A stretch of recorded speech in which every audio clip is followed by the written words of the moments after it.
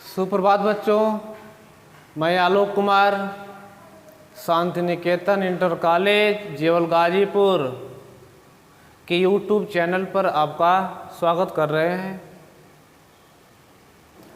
आप सभी लोग ध्यान दीजिए, हम कक्षा 9 भौतिक विज्ञान लेकर आप लोगों के सामने उपस्थित हुए हैं। भौतिक विज्ञान की अंग्रेजी होती है फिजिक्स, होती है ना। इसमें हमें पाठ पढ़ेंगे आप लोग, मोशन पाठ पढ़ेंगे, गति पढ़ेंगे। इसकी अंग्रेजी होती है मोशन, MOTION। और भौतिक विज्ञान की अंग्रेजी हो गई फिजिक्स। सबसे पहले हम आपको बता दें कि जो बालक बालिका कक्षा 9 में एडमिशन लिए हैं, उन्हें आप फॉर्म में भरे होंगे कि विज्ञान विषय। अब आप कहोगे कि अभी एक दिन एक सर पढ़ा रहे थे विज्ञान, ये अभी विज्ञान पढ़ा रहे हैं, 2 सर इसके पहले विज्ञान पढ़ा रहे थे या पढ़ाएंगे। आपको 3 विज्ञान जाएंगे पढ़ना है। एक पढ़ेंगे आप, हम पढ़ाएंगे आपको भौतिक विज्ञान, और एक सर पढ़ाएंगे आपको रसायन विज्ञान, जिसका नाम केमिस्ट्री होता है,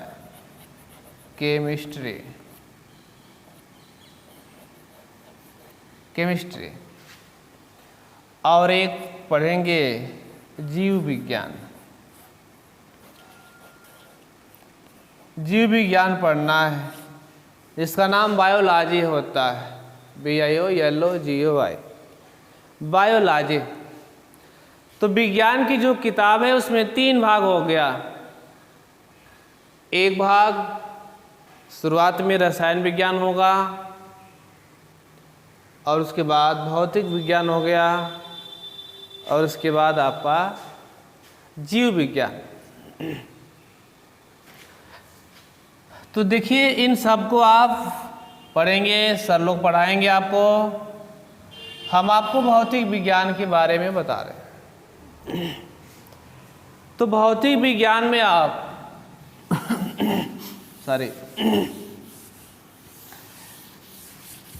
जानने से पहले आप जान लीजिए विज्ञान क्या होता है। विज्ञान,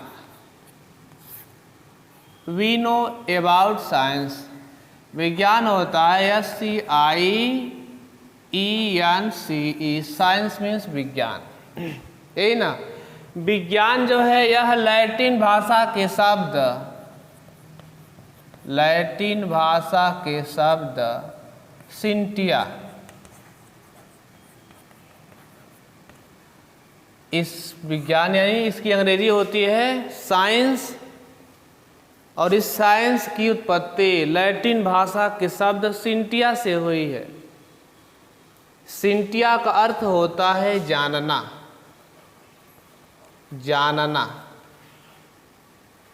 भाई किसके बारे में जानना?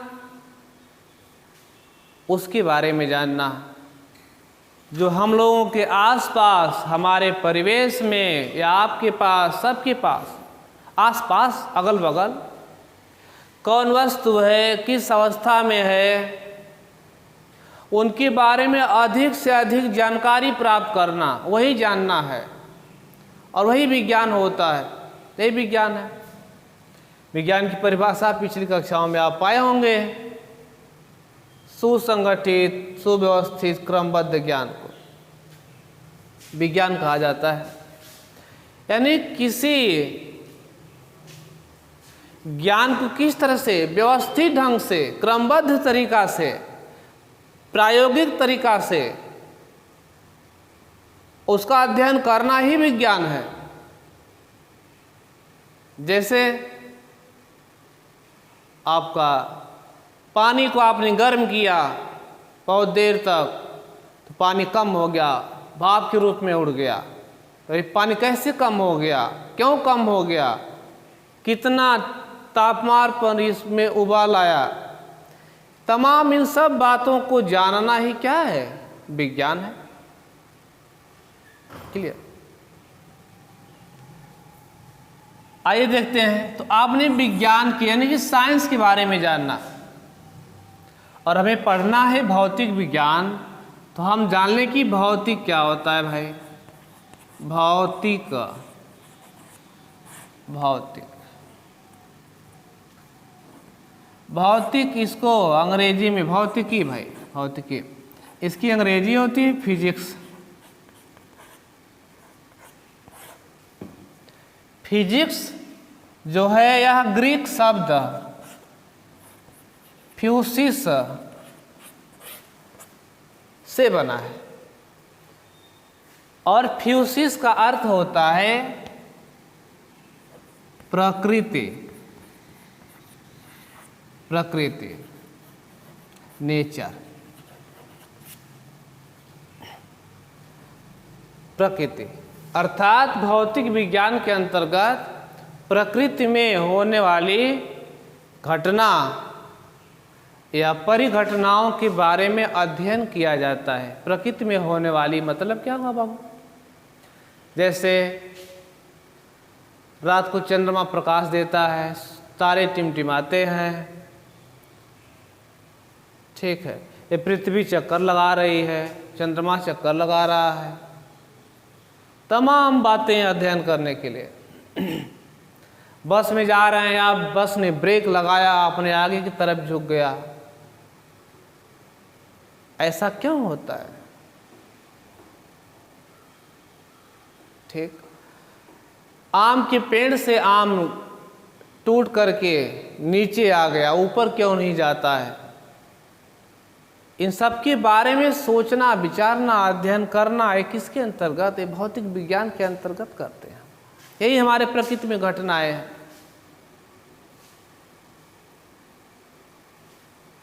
तो आइए इस भौतिक विज्ञान के बारे में आपने कुछ जान लिया, विज्ञान और भौतिकी क्या होता है।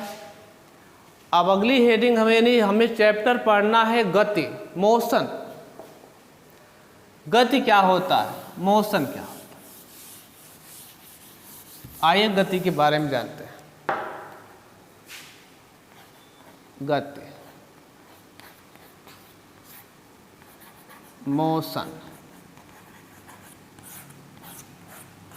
देखिए भाई,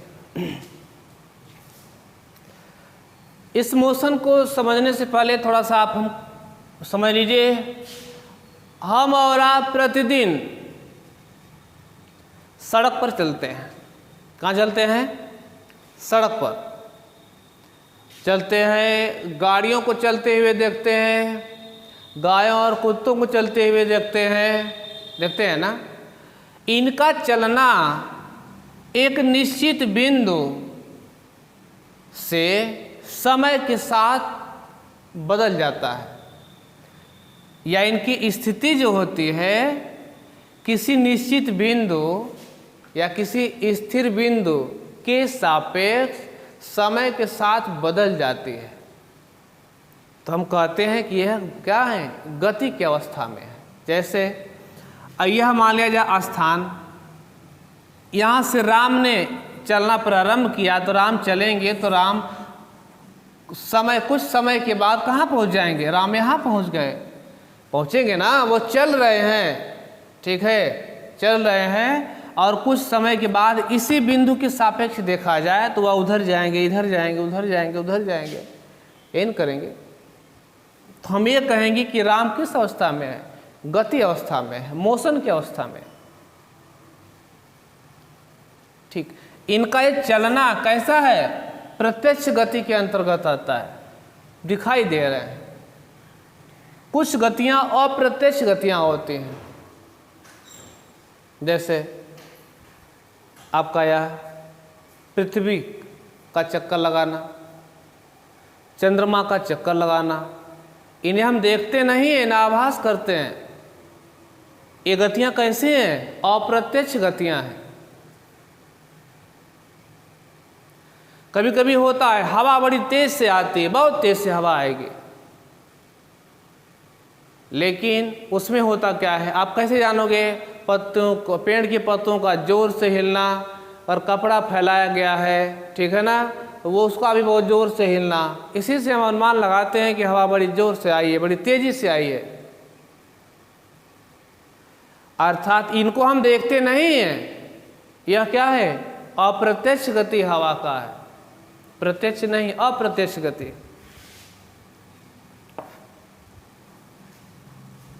ठीक है, कुछ वस्तुएं गति और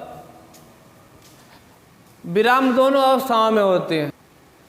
हाथों आपसे बता रहे हैं तो कुछ गतियां विराम अवस्था में होती हैं, कुछ चलती हैं। जैसे कुत्ते का चलना एक गति अवस्था में है, उसका रुक जाना विराम अवस्था में है, ठीक है ना, चलते चलते पूंछ हिलाना इत्यादि। कुछ गतियां सरल गतियां होती हैं, कुछ गतियां वक्री गतियां होती हैं। सीधी रेखा में चलना आपका सरल गति हो गया, ऐसे वक्र के रूप में टेढ़े मेढ़े चलना आपका वक्री गति कहलाता है, ठीक है ना। तो ये है आपका गतियों के उदाहरण है, हमने बताया था अभी आपको। गतियां इन्हीं को कहते हैं गति। आइए हम आगे देखते हैं भौतिक राशियां। भौतिक राशियां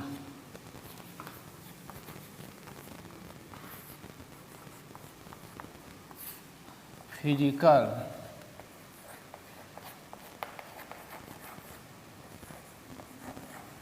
क्वांटिटीज।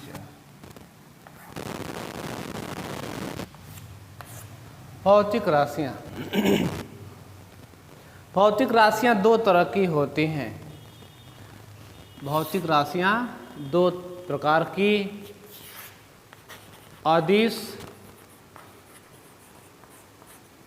राशियां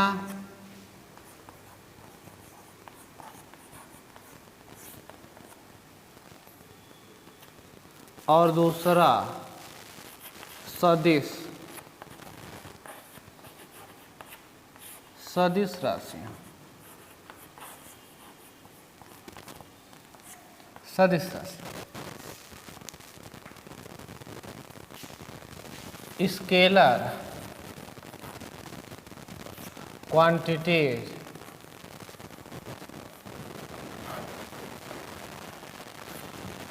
और सदिश वेक्टर क्वांटिटीज।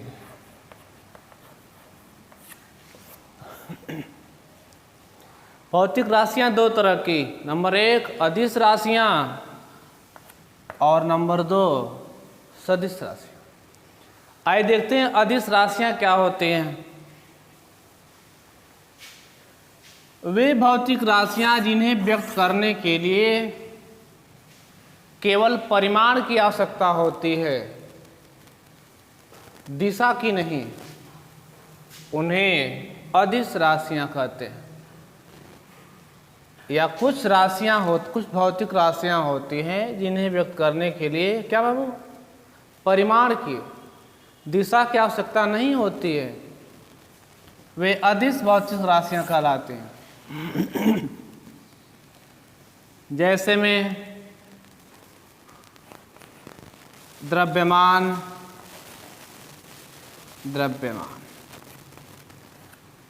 दूरी,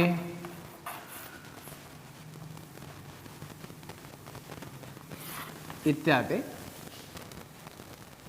क्या भाई, यह मेज है, यह मेज जिसका द्रव्यमान 2 किलोग्राम है, क्या है, यह परिमाण बता रहा है, दिशा को नहीं बता रहा। हम ये करें कि हमारे घर से विद्यालय 2 किलोमीटर है, क्या है, ये सिर्फ परिमाण है 2 किलोमीटर। ये तो नहीं कहा गया कि 2 किलोमीटर पूर्व में है, पश्चिम में, ऐसा तो कोई बात नहीं हुई है। सिर्फ 2 किलोमीटर की बात हुई है, परिमाण की बात हुई है। तो यह दूरी आपकी क्या है, अदिश राशि। आइए सदिश के बारे में बात हो। सदिश वे भौतिक राशियां जिन्हें व्यक्त करने के लिए परिमाण के साथ साथ दिशा की आवश्यकता होती हो, उन्हें सदिश भौतिक राशियां कहते हैं। यानी उसमें परिमाण भी होना चाहिए और दिशा भी होनी चाहिए। वो आपका क्या होगा? सदिश भौतिक राशियां। जैसे हम कहें कि 10 न्यूटन का बल दरवाज़ा खोलने के लिए अंदर की तरफ लगाया गया, उसमें दिशा दिखाई जा रही है अंदर की तरफ। हमारे घर से विद्यालय 5 किलोमीटर पश्चिम दिशा में है, पश्चिम दिशा। यहाँ परिमाण भी है और दिशा भी है, अर्थात यहाँ पर क्या है भाई? सदिश राशियाँ इनको कहते हैं। सदिश राशियाँ बल हो गई,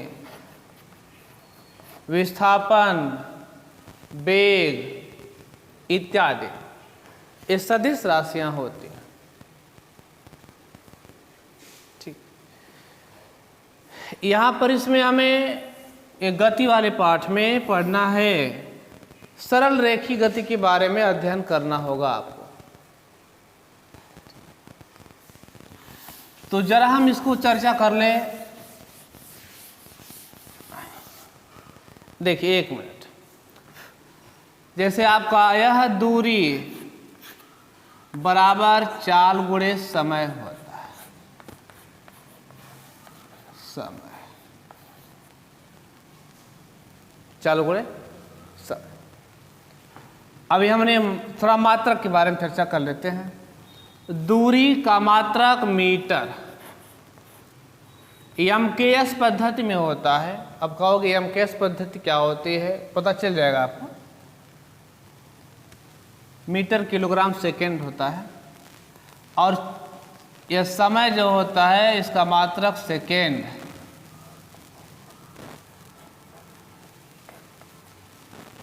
और यह चाल जो है इसका मात्रक मीटर प्रति सेकेंड। क्योंकि चाल बराबर क्या होगा?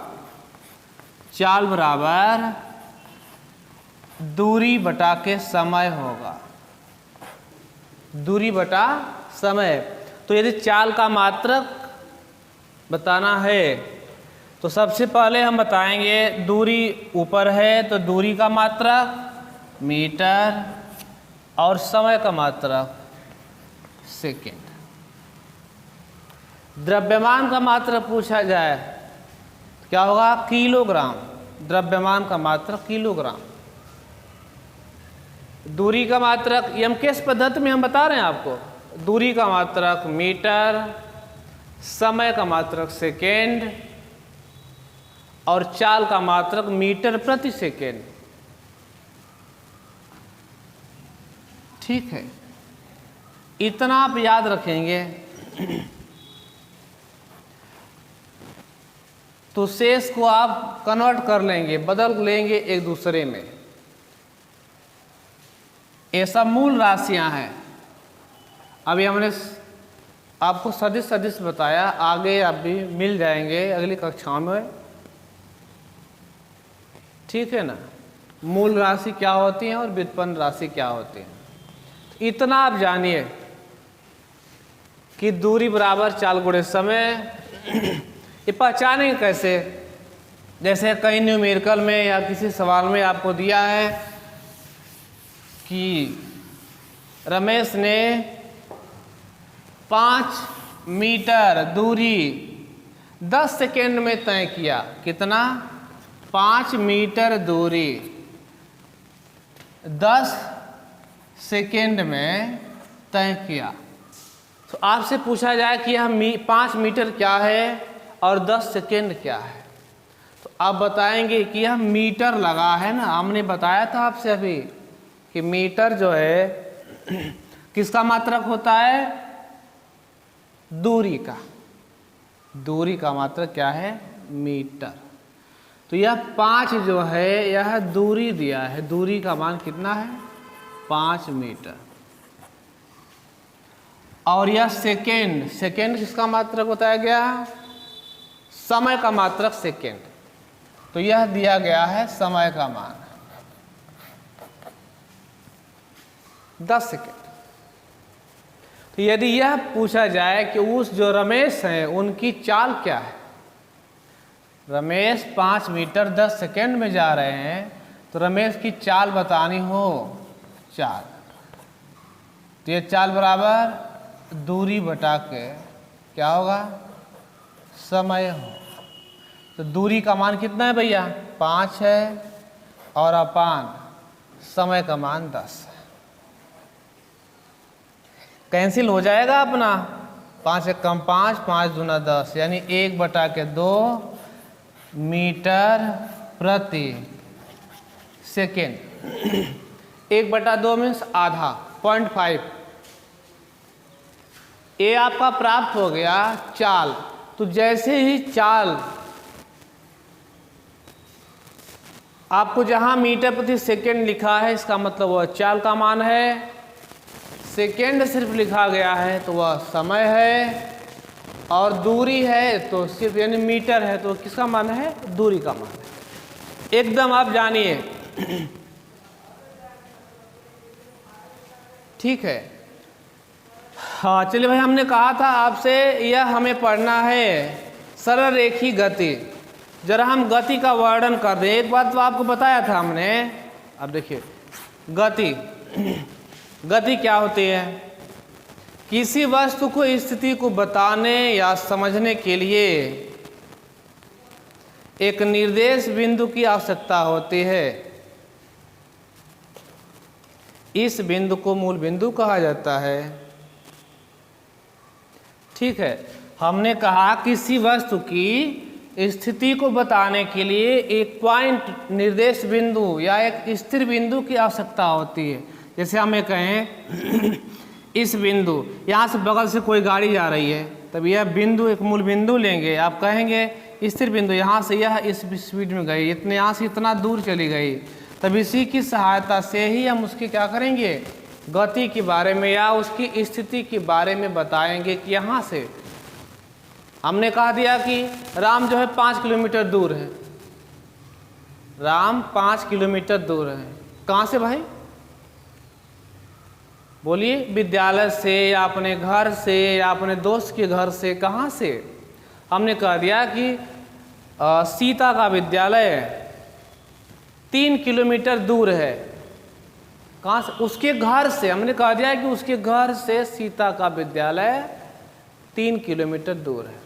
तो उसका सीता का घर जो है वह मूल बिंदु हो गया, सीता की घर से, तो वहीं से दूरी नापेंगे, तो वह क्या हुआ, निर्देश बिंदु हुआ या मूल बिंदु हो गया सीता का घर,